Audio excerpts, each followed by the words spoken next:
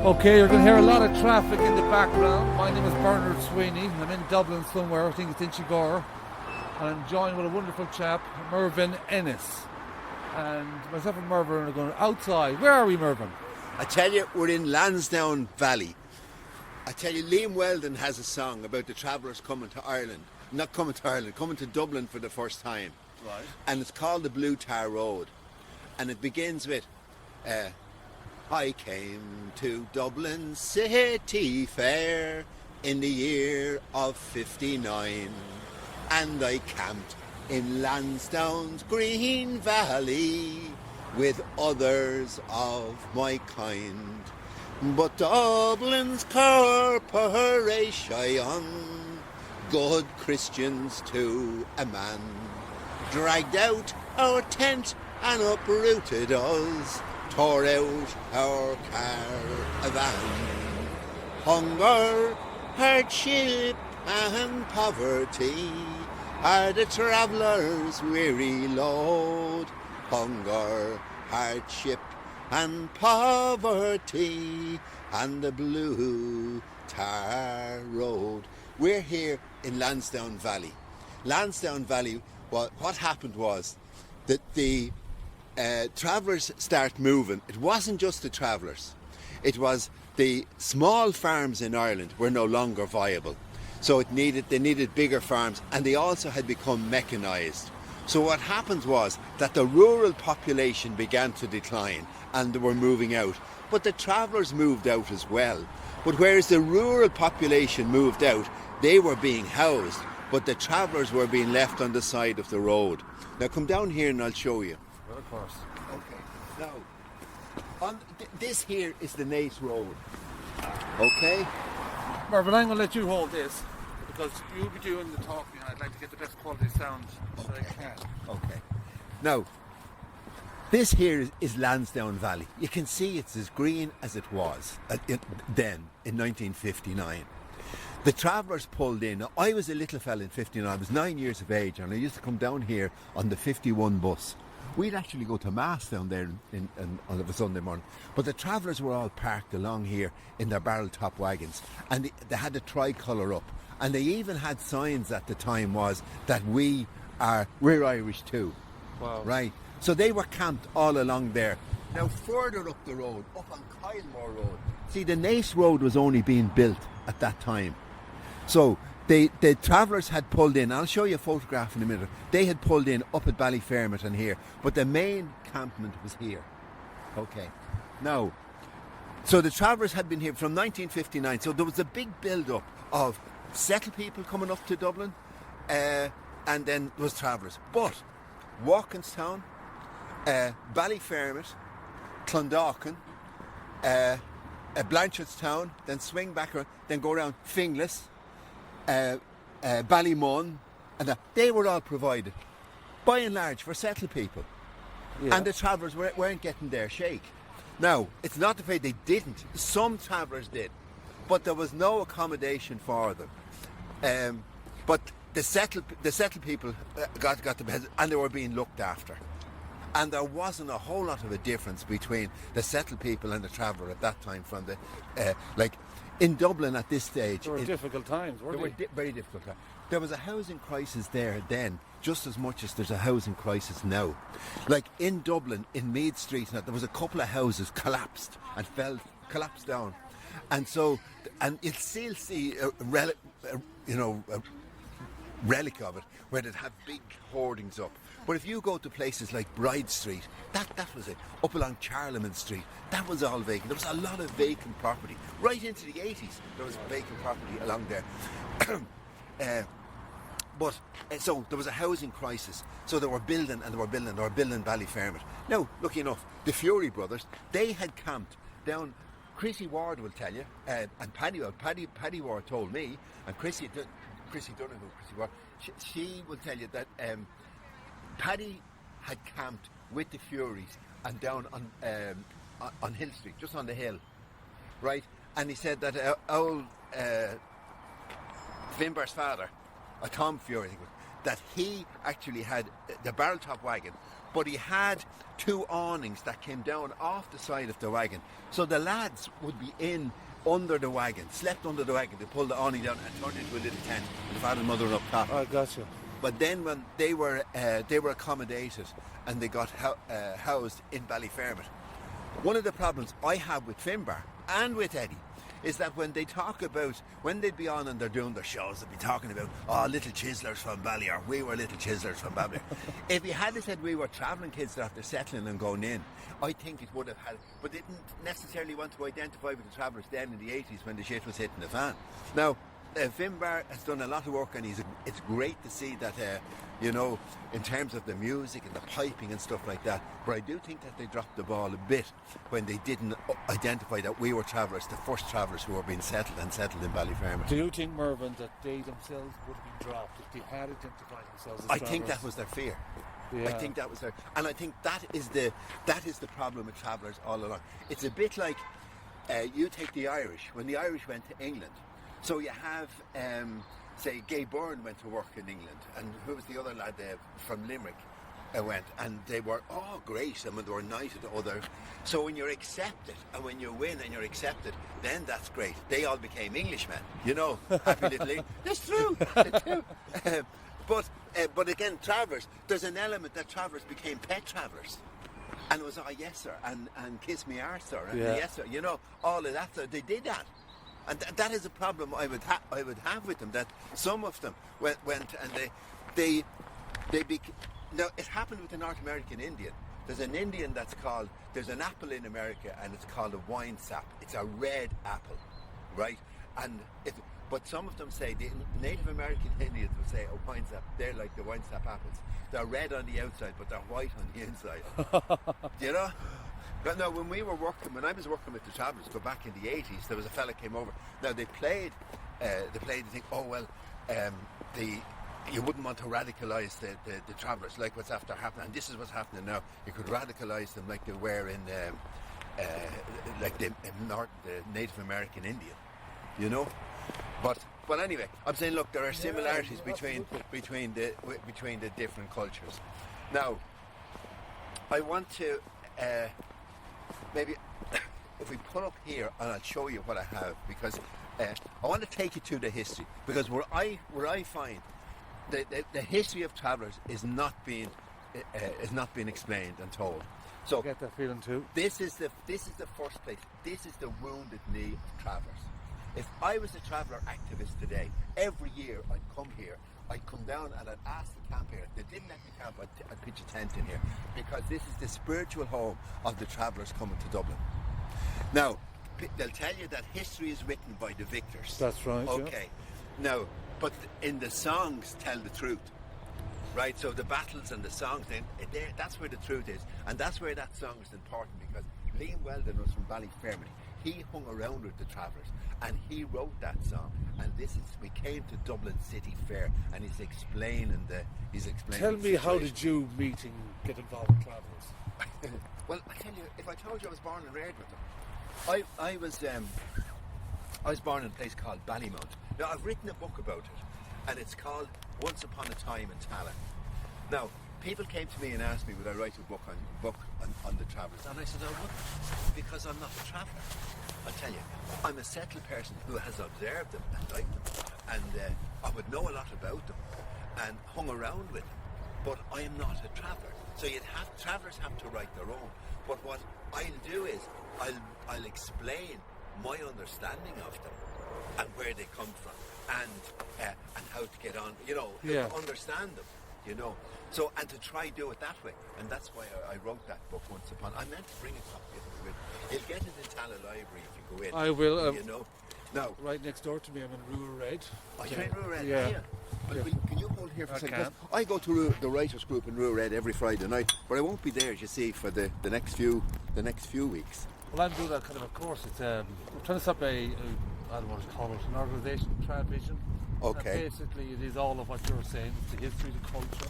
It isn't about blaming people or berating people or No, it's not people. about that. It's about analysis. Yeah, this is who we are, and this is what happened to us. And it's not about finger pointing, but it's about understanding.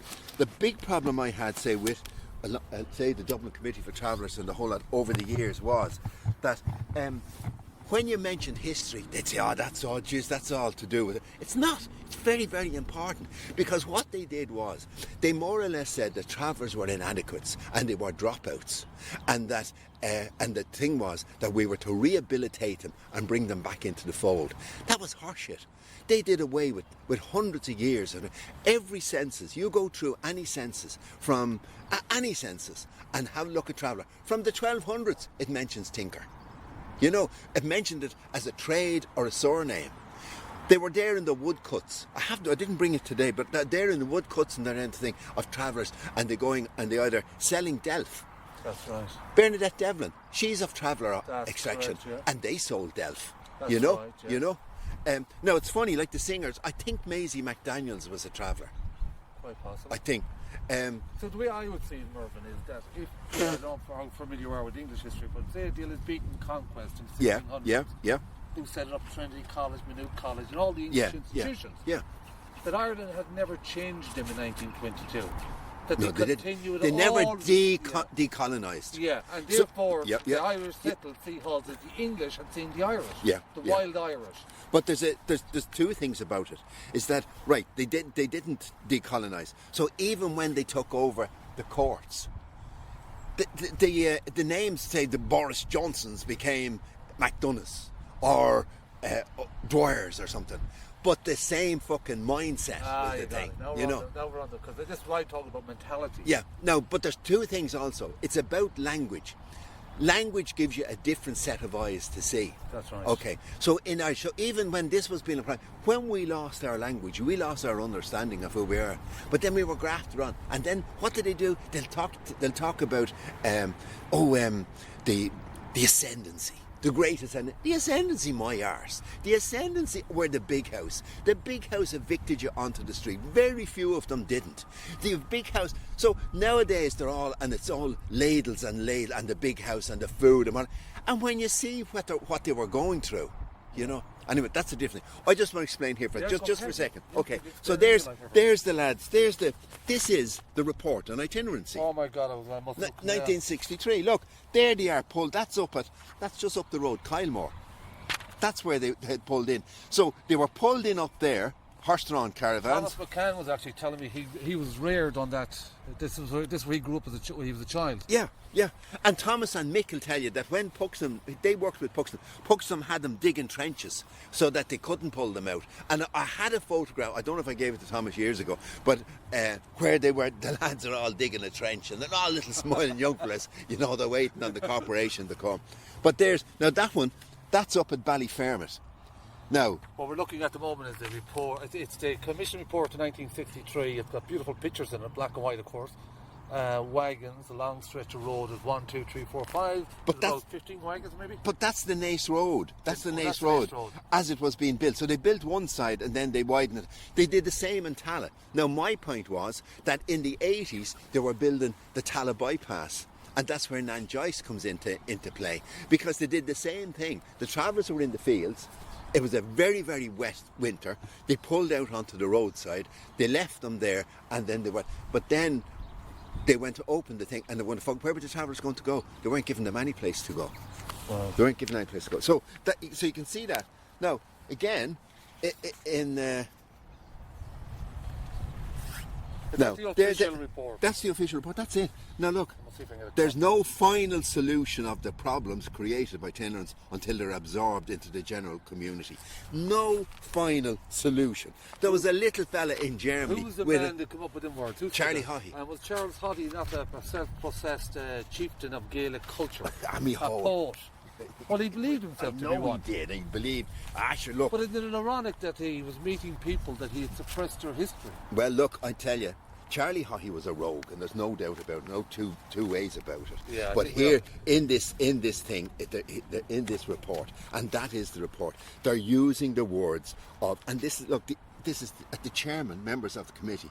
I welcome behalf of the teacher, and there is no final solution. It's that's final. That's it. I said the little fellow with the moustache running around Germany, and he, you know, and the Haughey was added here. Yeah. It's now, amazing. wait till I show you this.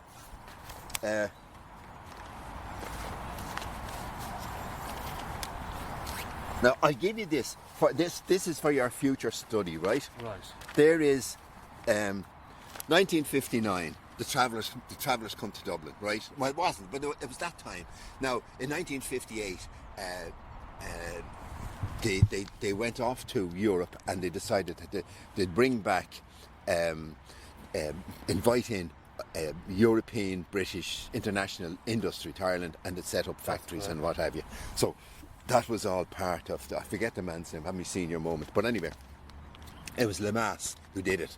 Lemass's daughter is married to Charlie Haughey.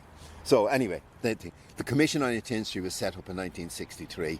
Now, watch, 1960 and 61, census of travellers were taken up by Gardaí. Now, what traveller will tell a policeman anything? Very little. Very little. Yeah. For protection, because who is he? He's a stranger coming in. He's a man with power. They convict you, move you on. Right. Now, 1961, Joe Donoghue, traveller related to Nan Joyce, they set up the Itinerant Action Committee, and they led a delegation to the Commission on Itinerancy. 1961, the Catholic hierarchy produced an elaborate memorandum on the problems of travellers. 63, it reports.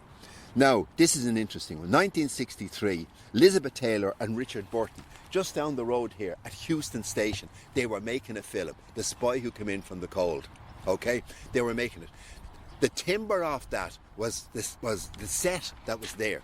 That was taken. The travellers got that and they brought it up to Cherry Orchard, and they built a school for themselves in Cherry Orchard. Oh yeah, Crafton was talking about that. Okay, now, so 1963, they get the timber that was used for Checkpoint Charlie. 1963, Donegal man, Padder O'Donnell.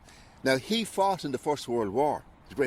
And there's an O'Donnell summer school up in Donegal. He opened St. Joseph's School at Cherry Orchard for 25 pupils. And they got kids to come out from, they got teachers from UCD and from Trinity to come and to teach the kids, and they were teaching. Then, January, in the cold of January, Dublin Corporation moves in, and again they pull down. So in 59 they were pulling the travellers out of here. Then they moved to just 2 blocks up, two stops up, and you have to Kylemore Road and thing. If you go to, now it'll take you there some other day, but if we went to Cherry Orchard and we stopped at Cherry Orchard gate, the gate of Cherry Orchard Hospital, and looked across, that's where the travellers were. And singers used to come out, like the Dubliners would come out there. And the Donoghues would tell you that they loved Barney McKenna, and because they bring loads of sweets. And they give them the sweets, honestly. Now, I'll just show you this. Now, that's in the 60s, that's Nan in the 60s, in her barrel wagon, Nan Joyce. Wow. Right? Beautiful picture. And there's a beautiful woman now. There's John and the kids, that's right. And now, that chap, Donoghue, he lives in Clondalk, and he'll tell you because he was part of it. Wow. They were all there. Now, there's Nan again. There's the Donoghue. Now, well, I'll show you. There's John. And John with the scrap. Okay. You see the scrap here? And they got recycling, and they're bringing it down. Now, we just stop for a second, and I'll go. Now, am I jumping all over the place, or can you follow the? Yeah, I can. You can follow the argument. Okay. Now look. There's Dublin. I want to show you. This is a map of Dublin. Right. We're here, right? So we're just on the edge.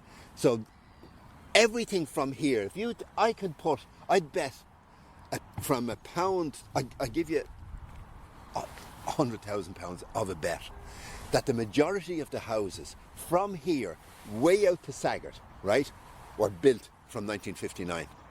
So Ballyfermot in the 60s, Walkinstown in the 60s. I remember Walkinstown being built and the travellers all pulled in around the Assumption Church.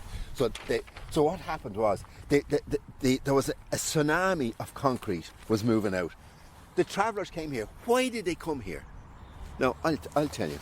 So this is where we are, right? Now, there was the chap Grattan Puxon. Grattan Puxon, he lived down here, right? Okay. Which is, where he was if you go to Kilmainham jail, and you look across the road from Kilmainham jail, there's a pub there, an old pub. There's a road that goes down along by it, and it's down to Irwin Street, and he lived in Irwin Street. Now Puxon came over from England, and he was living with a girl called Venice, by the way.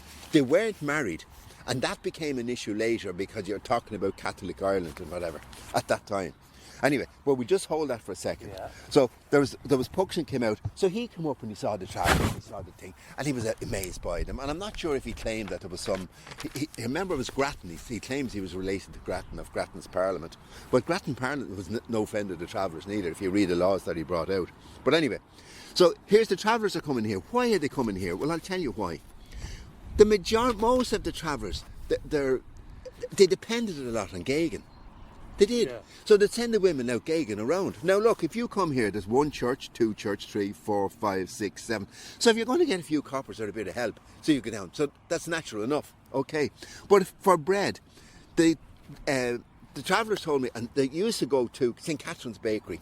St. Catherine's Bakery used to give a big sack of bread for a few pence. It was any of the stuff that was either after getting a bit burnt or had a good crust on it, or was this, that and the other, and they couldn't do it. And they're doing loads of bread all the time. So they'd sell it. So the travellers would get their bread there, right?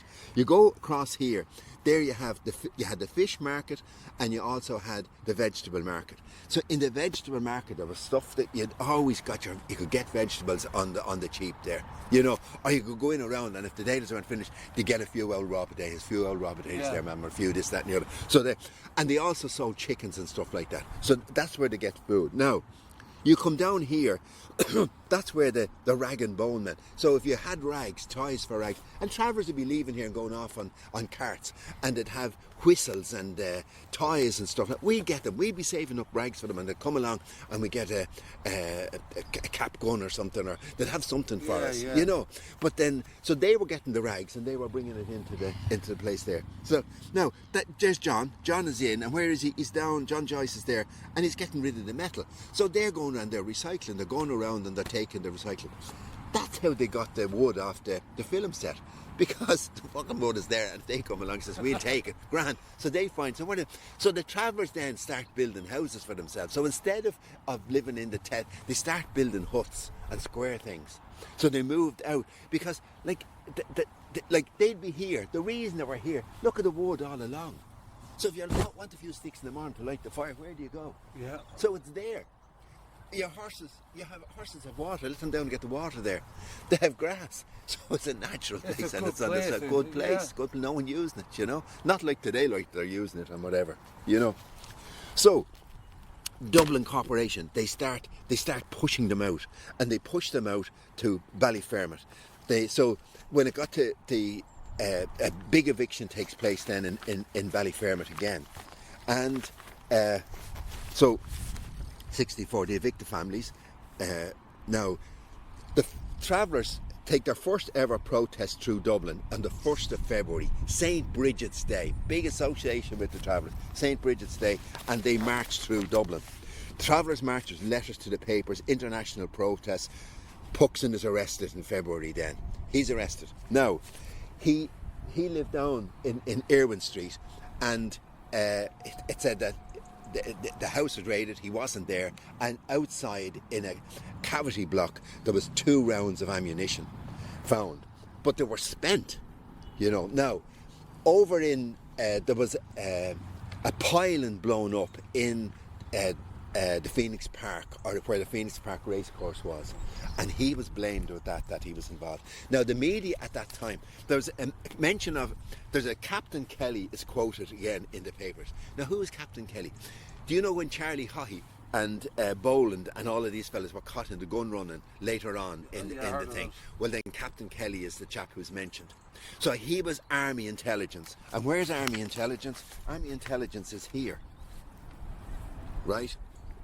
It's just opposite it's opposite where the High Court, you know where the court is now, not the new court, every night you see it on the telly and people are walking down, and then that's Infirmary Road. Well, the red brick building, that was Army Intelligence. Oh, I gotcha. Right, so you can see they're all there, but the same personalities are involved again and again.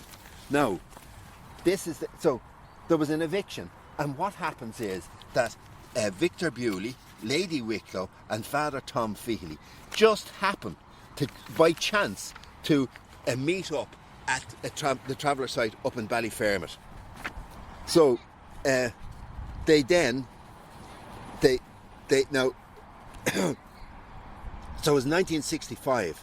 They met in 64 while the hassle was on. Puxon was arrested, discredited, went away.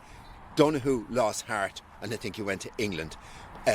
I'm not sure if the Puxon break up was, but they were under an awful lot of pressure at the time. I can imagine. Anyway, Puxon was going back to England. They were saying that it was communists. There were communist agitators behind the travellers, and they were doing it. They were sort of saying that were these international communists coming in here and corrupting our travellers, you know. Yeah. No, that was it.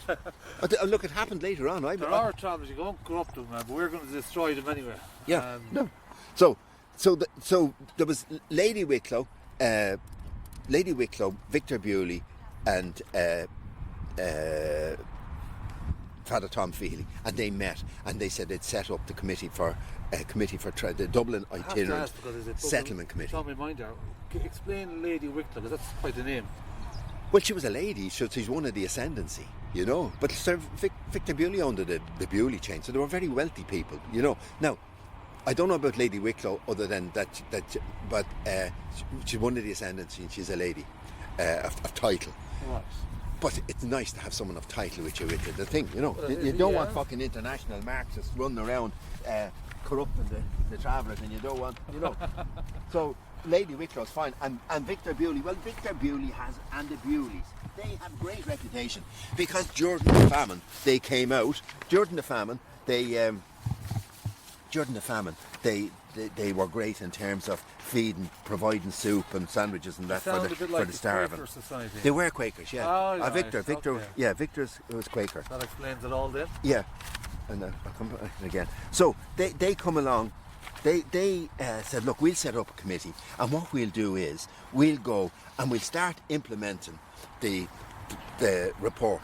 So Victor took some travellers. He lived up in Brittis. Now Brittis is on high ground. It's outside Tala, the way up at the Blue Gardini, up at that pub up there. I don't know if you know, but up there, Victor lived up there in the house, and he invited travellers to come in and live on his land. Now he was a very decent, kind-hearted man. He really was, and he wanted the best for the travellers. But he never questioned the corporation. Never questioned them. So what happened then was they set up the committee. They then employed Etna Russell. She was a nurse, and she became to work as a social worker with them. So Etna was there. In 1966, the Housing Act, local council to provide sites for travellers. So they had the power then. The problem was that Dublin Corporation were coming along, and they were saying, well, we're only enforcing the law. The law has to be maintained. These people are trespassing, and we have to. So the right of trespass over the right of people who have been, in the country for hundreds of years, bang. They enforced it.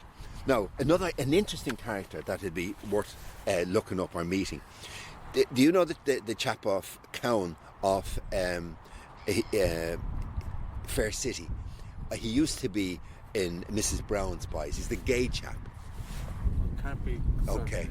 Well, anyway, his father, I think Rory Cowan, he lives in Ballyfermot, I understand. I always went to meet him.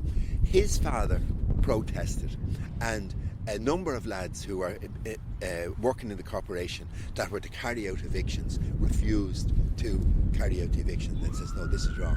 This is wrong. They were then sacked. And they were sacked and they lost their jobs. Then some of them, the trade union rolled in behind them, and they said, well, right, they're sacked, but we're going to take them on in a different setting. So, sorry. Okay. So instead of... It's the first podcast I've ever did outside, literally, in the park.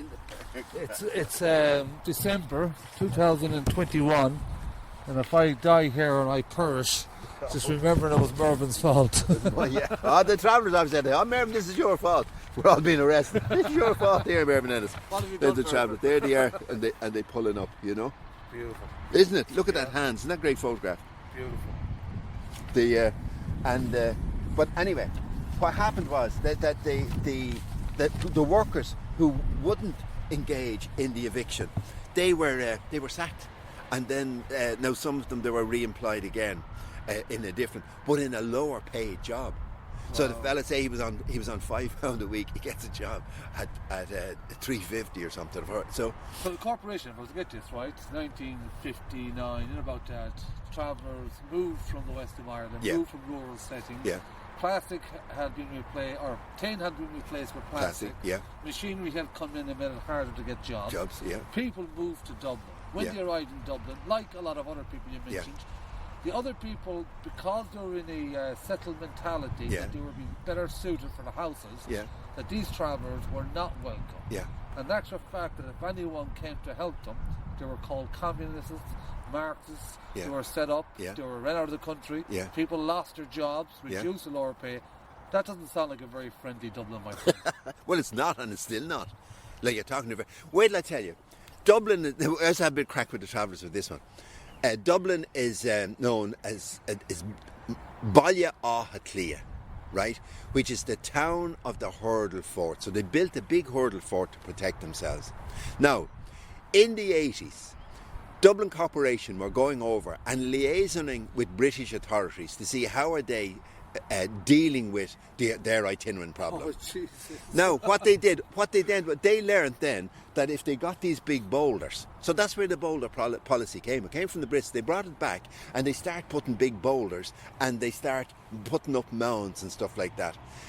Which is what the Brits did when they came here originally, the Baile Átha. But they were still doing it against the travellers, putting the big stones and putting the boulders and the mounds up. That's right. But you see, it's a mentality. It's a mindset. You're absolutely right about that, my friend. There's a good friend of mine, his name is Dylan McSherry. He's a Sligo. Right. And he had studied the 1600s Gaelic culture right. and was beaten conquest. Yeah. And he would have talked exactly about that, about like hedgerows. Yeah. They were introduced by the British to control the movement of the clans. Right. And all these boulders and all these other bits and pieces. Yeah. So there was all methods in there. It was part of the conquest. It's part Isn't it ironic that Dublin, which was the English Pale also, had a very strong English connection, were looking to England for advice how to further suppress the Irish, despite the English had leaving. Okay. That's quite. But wait till I give you another piece that really, for me, sums up the mindset of Dublin Corporation.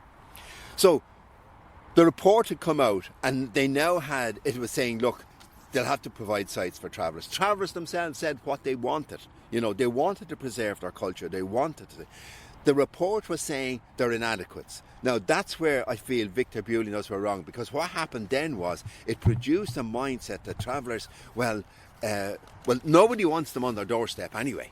So, but they're wild people. These people are wild and they're not able to, they're not able to settle. They're like not civilised people. That sort of that was the mindset. So, Dublin Corporation provided the first site. Now, it was just on the boundary, right? Just on the boundary. So it wasn't in Dublin. It wasn't inside the boundary, inside the pale, as it were. But it was up here. It was up at Ballyfermot, which is over here. Okay. Let's see. Here we are, Ballyfermot, just about there. Right, there's Tala. So Ballyfermot, Walkinstown, Ballyfermot. So the first site is on the Kylemore Road. It's just off the Kylemore, off where the battle had taken place and where they had built their school with Padre O'Donnell and all the other communists that were there behind them at that time. Okay. Now, what did they call the site? So the first site is called Labrie Park. That's right. Labrie Park was, I think, a 12th century mendicant preacher who was the patron saint of beggars and people who don't wash themselves. So here's the first site for travel. Now that's a big fucking welcome, isn't it? The first site, and here they are. And I'm saying that's what's ingrained. That was the mentality, because that's where you get this thing, these knackers. I remember going around as a young fella, and I was a young social worker with travellers, and I went to the police, and the police said to me and he was actually a nice fella, and he was good to travellers later on, but he says, look, America has the niggers and we have the knackers. He says, I know what I'd like to do. He says, I'd emasculate the males, sterilise the females and put them out off the Arden Islands, and the problem will sort itself out in 10 years. Now that was the mindset. Now he was talking off record, but he did say that because I wrote it down and I used it then later on and said, look, we have to challenge this. And that fits in with the final solution. Well, it does. It's the same thing. Yeah. Now I can show you another thing. I have maps where there's exclusion orders. So if Dublin Corporation were going to provide a site, you get the map. I didn't bring it today because we're going to be out in the wild. I'll show it to you someday. Yeah. I can show you the map, and then there's a zone. It's Cara Park, exclusion zone, right? So no traveller could be within 10 miles of, say, I'm not sure what the exact thing, but it was about that, 10 miles of the site. You comment, right? Now, at that time, I was protesting, and I was saying, but look, now Mervyn Taylor, who is a good man, and he actually brought in the anti-racist laws and what have you. He was a Jewish chap. But I remember on radio saying to him at the time, look, you're Jewish. If you said there's to be no Jew housed within 10 miles of this one, of a synagogue on the South Circular Road, what would happen?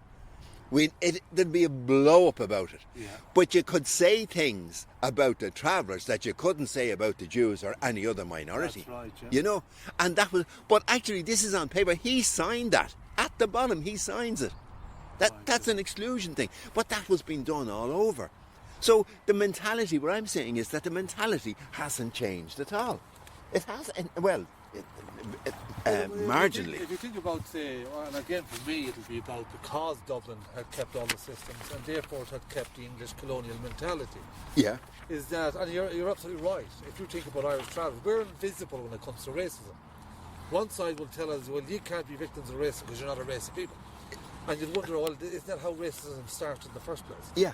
And then you've got the part that's right, that it's absolutely okay to absolutely decimate man, woman or child if they're from the traveller community because nobody gives a shit. But no, where Victor Bewley was good, and I'd say it was good, he used to speak about the violence of neglect. And it was, you see, what happened was, the travellers are moving up. So then, at a local level, local councils would say, Dublin Corporation say, we're after providing Labrie Park. We're after providing a site in Finglas, Avila Park in Finglas, Cara Park in Coolock. We're doing the stuff.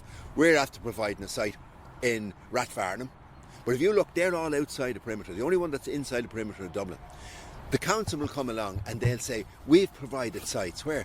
Well, we own the county, so they're in the county. And this is where Bewley was caught out. Dublin Corporation and Dublin Council were submitting the same sets of figures.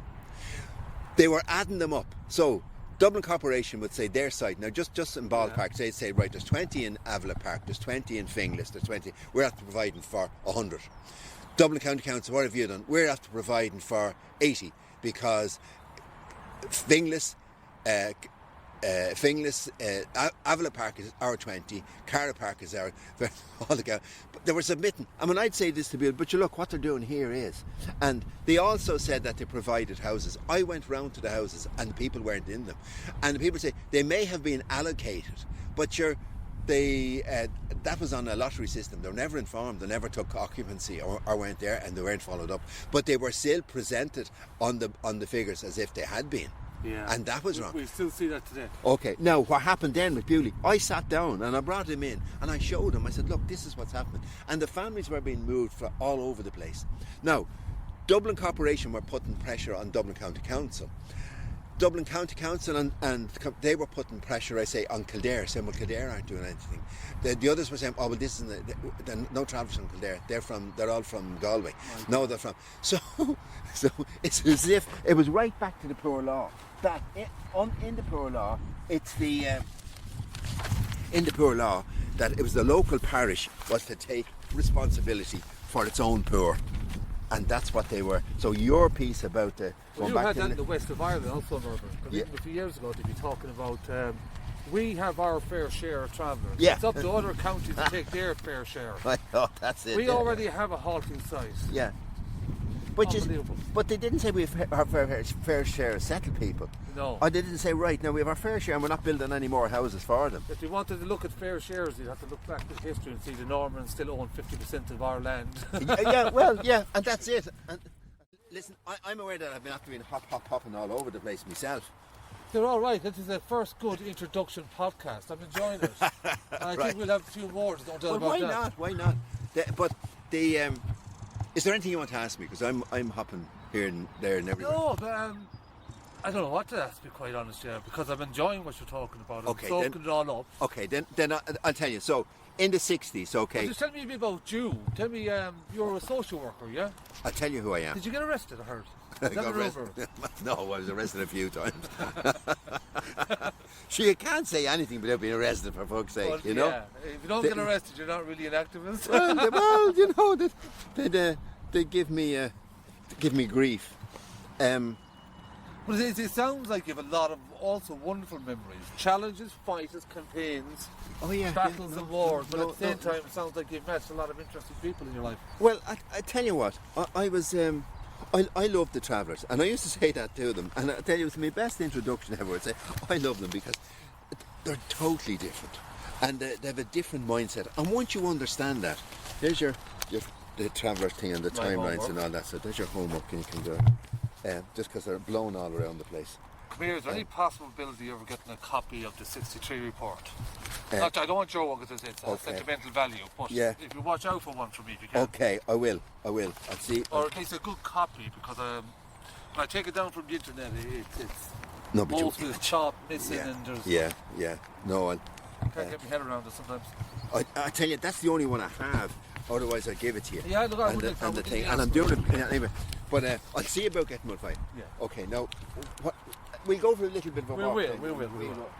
Earlier about modern technology. Yeah, but so what I was doing, Mervyn, was... If you can talk, you can write. Yeah, well, that's getting into the... I think, we'll see. But what I do was I do some of the YouTube videos. I switch on the subtitles. Right. So now I was listening to it and I was reading it at the same time. So this was my education. Yeah. So I had a huge interest, obviously, in travel history, because I am a traveller. Yeah. And I grew up through the segregation process of back at buses, schools, signing on, all this kind of stuff. And we never believed for a moment that there were some inferior beings compared to the settled people. We didn't think much of the settled people. In other words, they are who they are, we didn't give much heed. Yeah. But it seemed everything we did and didn't do, give everybody heed. Yeah. Well, I found that too. Like the travellers would say, look, you have to work around them. You know, you have to work around the settled people, you know. And some... You see, you have to look at it too. Like the travellers... It's the settled people were...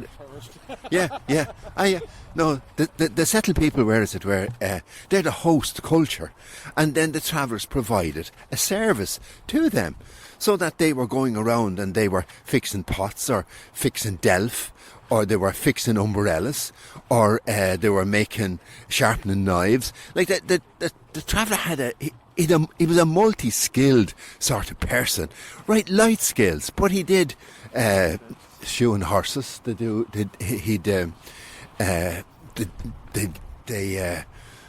I remember them coming to the door, and you're talking about a crossover too, because women also were very active in employment and hawking. Yeah, but the women would hawk, but they'd also make flowers. They would make all kinds of different flowers and different colours, and some of the best bits of crack we used to have with was travellers used to tell fortunes. She was good. She was good. No, I tell you what, there was I have one story I could tell you about a lady, and she called to her, and she says to her that she'd get her a husband, and she used to have her saying this prayer. Hail Mary, Holy Mary, Saint Bridget and Saint Anne, get me a man as soon as you can. Now, well, I tell you, a few weeks ago, I was talking to Maggie Wall, and I says, Maggie, I remembered, and Maggie remembered that. Oh, she says, oh, that was common. And that was a prayer you'd say, if you wanted a man, Hail Mary, Holy Mary, Saint Bridget and Saint Anne, get me a man as soon as you can. I heard the one in saying rain goes to Spain, but I've never heard of the thing. So no, that was the thing. Now I was brought up in Ballymount. So when I was being brought up, Walkinstown was being built. So the travellers had pulled out, were pulling out of here, and they were being forced out. So they were being pushed back. So the pushback was to Ballyfermot. The second pushback was up to Ballymount. Now the travellers, when we were growing up, the travellers were always there. So I'm talking about 8 or 9 years of age. We'd go down, and the lads of our age, they had horses, and they'd be belting around on the horses, and they had donkeys, and we used to steal the donkeys, and we'd take them out into the fields. Honestly, that's what it was in a sense. I remember coming home one time with myself and my sister on the 2 donkeys, and we came down the field and we tied them onto the hen run and we went into the house to have our dinner. And next, my father arrives back, and he was after being out hunting with the dogs, and when the dogs saw the donkeys, they ran, and they were biting, and the donkeys ran, and they ran down the road with the whole hen run tied to them. And the thing, we were going to be bet, you know. But that was a regular feature with us. Now, years later, I'd be talking to travellers, and I'm saying, what was the attraction to Ballymount? And the lads are saying, well, now, hold on, I'll tell you what. On the top of the road, you can come off the Green Hills Road, there's a big fountain. You come down from the Green Hills Road, at the first line of the cottages, there was a fountain. Because the houses at that time, they didn't have running water, nor toilets, until the 60s. Right. So these were just little cottages. So they were the fountain. They had the fountain there. Now you come down, you go across Ballymount, Lower Ballymount. There's another water fountain, and then there's another one on Killeen Road. So there was 4 fountains of water. So you'll always see travellers with prams and churns, and they're going to get their water. So having a ready supply of water for themselves and for their animals was what was important. Then you had the new house. So if people were going to go and do a bit of gigging or to go around and see could they get a bit of help, because they would come along and they'd ask for a bit of help. And generally people would look after them. You get something. There seemed to be a few different perspectives, I suppose, Dublin had. One, that they were a nuisance. Yeah. They were lazy, didn't want to work, didn't want to be normal like everybody else. Then there was others that seen as charity cases. And then there was others that we needed education, we needed to be assimilated. And at the same time, we know ourselves that didn't feel like we were an uneducated people, because we were a very educated people. And we're also a very intelligent people. Yeah. Because we could adapt to environments. Yeah, but that was it, they do adapt. And that's how they could move, and that's what they were adapting. If you take it, the travellers, and it's ingrained in their history, during the famine, it was individuals more or less went off, were heading off, well, families think, but more or less the travellers always travel as a family. They're a family culture. That's right. So when they went to America, they went as a family. That's and then they settled over there. Now, they weren't similar. I used to be saying this in the 60s. If America, which is the greatest cultural melting pot of, yeah. So if they couldn't tarnish or burn down or melt down the travellers, in that they're still living within family systems over there. If you think about it, say the people that once came from Ireland, several generations, or how many generations later, they become Irish Americans. Yeah. But the travellers, who were also there just as long as many of the people that left Ireland, are still called Irish travellers. Yeah, yeah. Because they said, no, we'll keep our identity. Yeah, our but culture. that's it. Yeah, but see, that's where the pride is. And that's what I'm saying. I'd be arguing for you. Look, you have to know. You have to build on that resilience. What I find is that the up to the 80s, up to when we set up the Dublin Travellers Education Group, they weren't engaging with the travellers. You weren't getting the mindset. So the travellers would come, and they'd come and, oh yes sir, will you come to a meeting? Ah yes, yes. The fuckers wouldn't show up. I was there this morning early. I says, this fella isn't going to show up. I swear to God. I said, no, he's coming. I says, I'll ring him at 5 past. I'll ring him, and if he's not here, I'm gone. I'm not. But you know what I mean? That there was a certain token of them. I want to give you this. This is a letter that was written in 1968. My mother was part of that group. Pat Ennis was her name. And it's the... I think, I'll read it to you. Do. You know, as a member of the community of this attractive Dublin city, fair city, we feel sure You'll be happy to learn, as a result of unprecedented cooperation between residents and the local industrial interests in the association has been formed with the main purpose to seek improvement of amenities of this district and generally serve the interests of its members in every way. We lack sewerage, so this is all the people. We lack sewerage, footpaths, lights, roading, banks, so they're looking for that. Now, and we want urgent action on our itinerants. These people deserve a better deal. According to the first programme to seek the passing of an itinerant bill in the Dáil, which will be implemented on recommendations of the Government Commission on Itinerancy, which issued a report in 1963. These people deserve a better deal. This is what they're saying. The present legislation has proved totally inadequate to deal with the problem, and whilst generous efforts of many excellent citizens has done tremendous service in helping alleviate the suffering of these unfortunate people, we feel that the time has come to lay this problem at the door of the elected representatives who are paid to solve such problems. Rightly so. This is precisely what we intend to do. But without your support we cannot achieve our ends. We dare enforce you to enjoy our association on the roadsides, no longer scenes of squalor, poverty and disgrace. You will recall with pride that we are part of a movement on behalf of a harassed minority that has no voice and no vote. The future holds much uncertainty, but the dignity of our purpose and the encouragement we have received our national organisations has been overwhelming, and we feel assured of success. Like, now, what I'm saying to you there is, my mother was a founder member of that group. They set up to do something. They're saying that the travellers, that they have their rights and they have their dignity and they have to be espoused and looked after. Now, the Dublin Corporation, Dublin County Council, they didn't get behind them. They just saw these as another fucking do-gooders out there, you know. Yeah. And ultimately, when then the people themselves, when they're not getting the recognition from the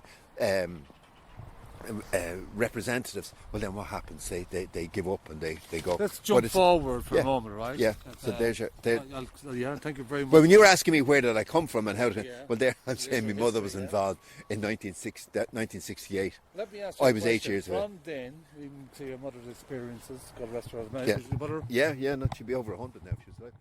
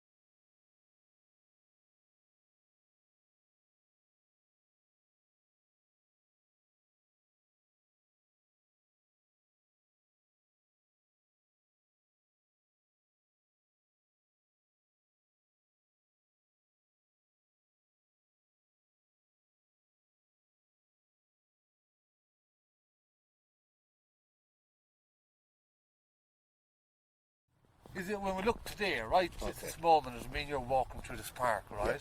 Yeah. In the last 20, 30 years I got involved. 20 years I got involved. I was born into it, but I got involved with the NGOs.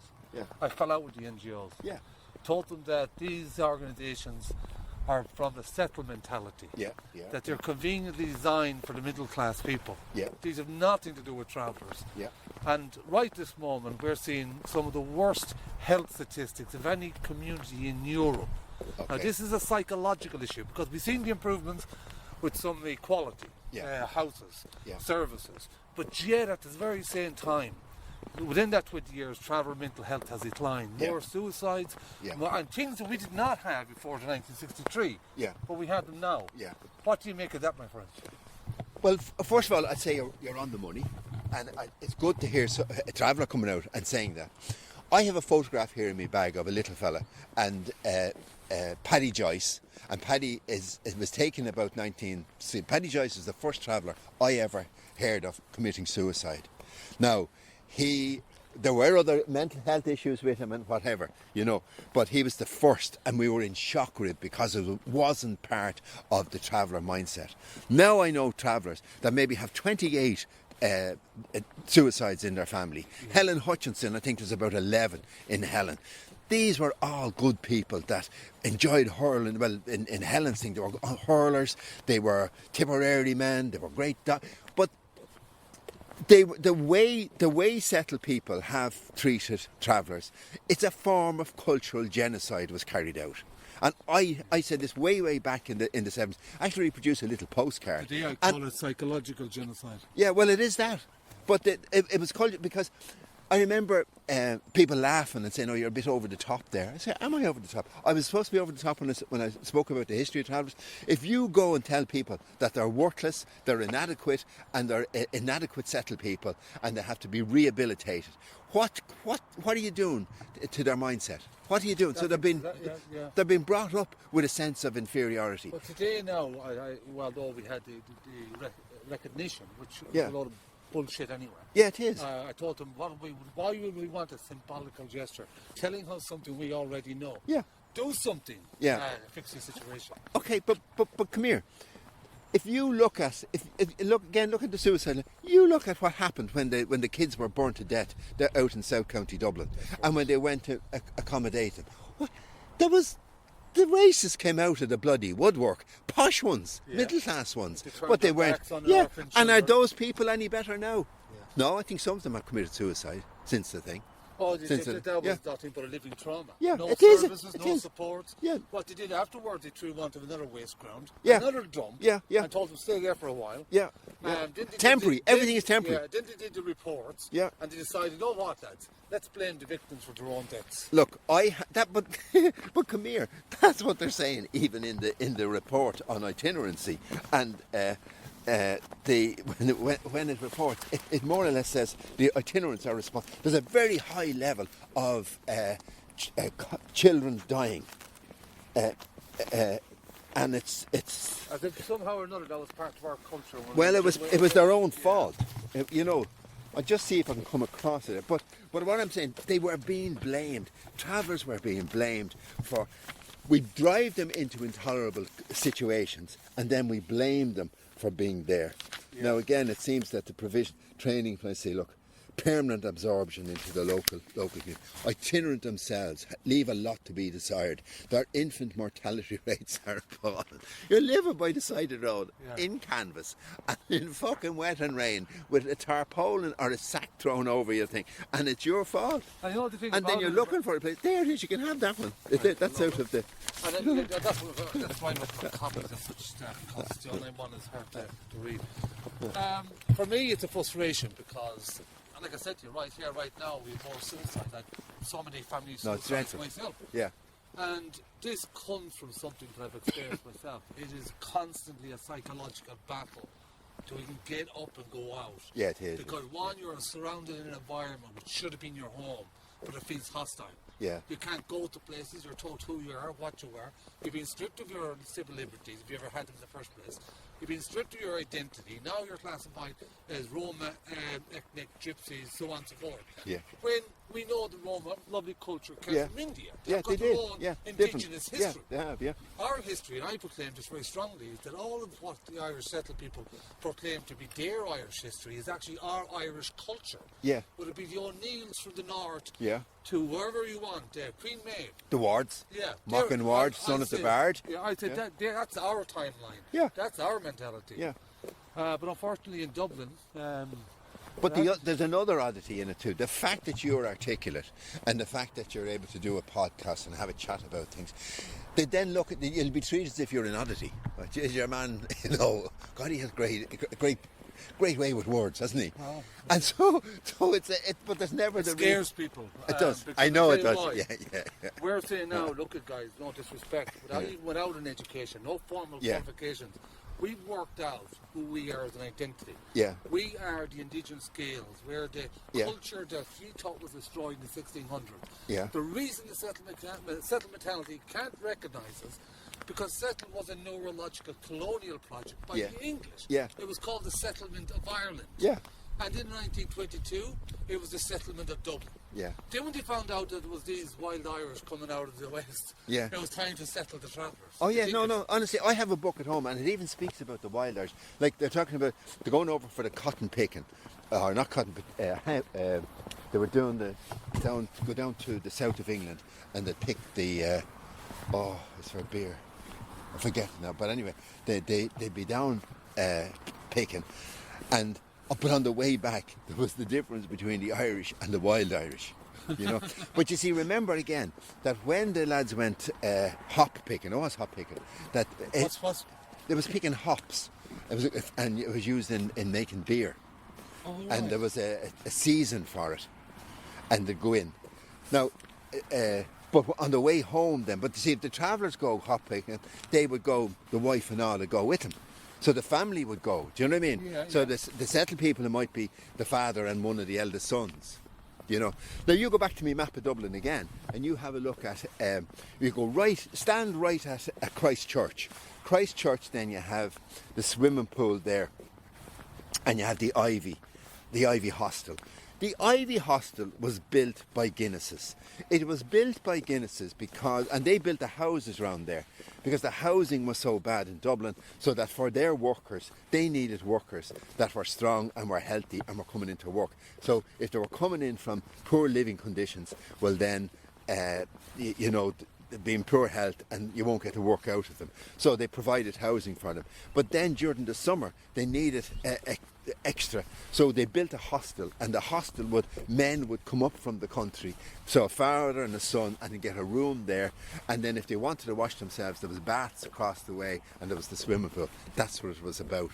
They were being looked after. So, but again, when you weren't wanted, they push you out. They didn't want them. That was in the west of Ireland. I've often heard my granduncles speaking about it. That you'd pull in for the summer, the farmers that love you, because you're picking the spuds and doing your bits and pieces. But when the season was over, the farmers would contact the guards. Yeah. And get them to harass the travellers to move. Yeah. Because they knew they'd be back again next season anyway. And if not, they would be somebody else. And then who did they send them when they're doing the things? The census send in the guards, see how many of them, cut them up. And who's going to tell them? So what I'm saying is that there was no meaningful engagement they were with the treated in a hostile approach, environment. Yeah. That was all from the start. Yeah. And even to this day, I would not disrespect to middle class that people working with travellers today. Yeah. But most of them, because we've been pointing out to them, that you've been exploiting us. I know they have. They've been stopping us and blocking us from our voices. You're talking about we having articulated words, or whatever it might be. These are not heard in the organisations. Yeah. For the simple reason is that everybody has their own monopoly. Yeah. They've been running for so long, they're complacent, is that the word? Yeah. But at the same time, I'm delighted to meet people like yourself, because for me, I was always trying to connect with people that I could explain somehow or another, even if I couldn't truly explain it, that there was something not quite right with the settled people. Yeah. Don't mind the travellers. Go back to travellers a minute. There was something not quite right with Ireland. Yeah. So I grew up not knowing what was wrong with Ireland. Yeah. Then you start with the English language, and you start to hear about the colonisation. So everything starts to fall into place. But come here, I remember when I was growing up, so 8 or 9, there was the travellers here, but also a lot of lads who are my contemporaries went to school with, they went to England. Now, some of them would go to England and they were working. So they went over to England and they come back after being working there for 2 or 3 weeks, or to come 4 weeks, and they come home.